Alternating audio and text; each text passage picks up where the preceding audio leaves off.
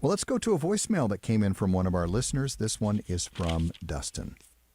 I had a question for you and what you thought about Mystery Babylon in the Bible. And I just wanted to know what you thought. Did you think America is Mystery Babylon? And if you don't, why not? Or if you do, why? The reason I'm asking is because when I do process of elimination of all the countries that could possibly be Mystery Babylon, the only one that keeps coming up is America, unfortunately. And what does that mean for us as Americans?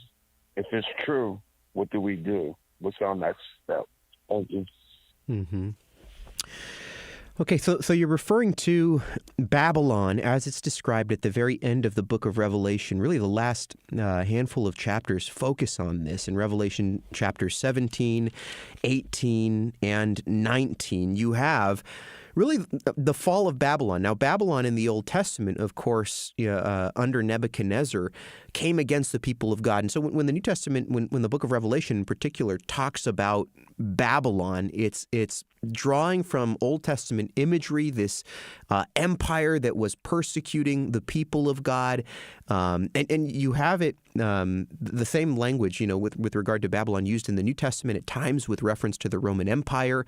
You see that, for example, I think in Peter's epistles. Here in the book of Revelation, there have been some who have applied Mystery Babylon to Jerusalem, fallen Jerusalem, apostate Jews. There have been some, probably most people early on, applying it to the Roman Empire.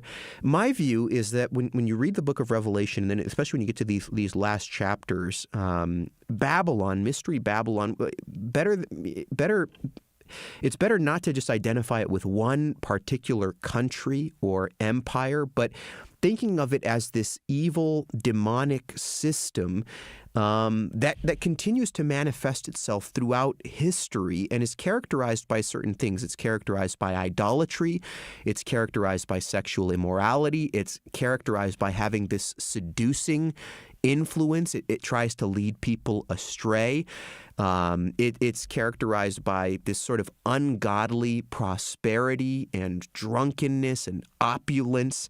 Revelation chapter 18, verse 11 says, "The merchants of the earth weep and mourn for her." This is speaking of her fall. "Since no one buys their cargo anymore, cargo of gold, silver, jewels, pearls, fine linen, purple cloth, silk, scarlet cloth, all kinds of scented wood, all kinds of articles of ivory, all kinds of articles of costly wood, bronze, iron, and marble, cinnamon, spice, incense, myrrh, frankincense, wine, oil, fine flour, wheat, cattle and sheep, horses and chariots, and slaves, that is, human souls." So one of the things that's characteristic about Babylon is the objectification of human beings, the minimizing of the image of God. And we do see that all over the place. One of the tragic things, the United States is the primary exporter in the world of pornography. You talk about the objectification of people made in the image of God. So these are serious things. So I would say we see the spirit of Babylon in various places manifesting itself, not just, I think, here, but in the entire world. And that's kind of John's point at the end of the book of Revelation, is there is this seducing influence that we, the saints, believers in God, need to be on guard against, worshiping the true and the living God, and following him and not getting sucked into the idolatry that's out there in the world today. God bless.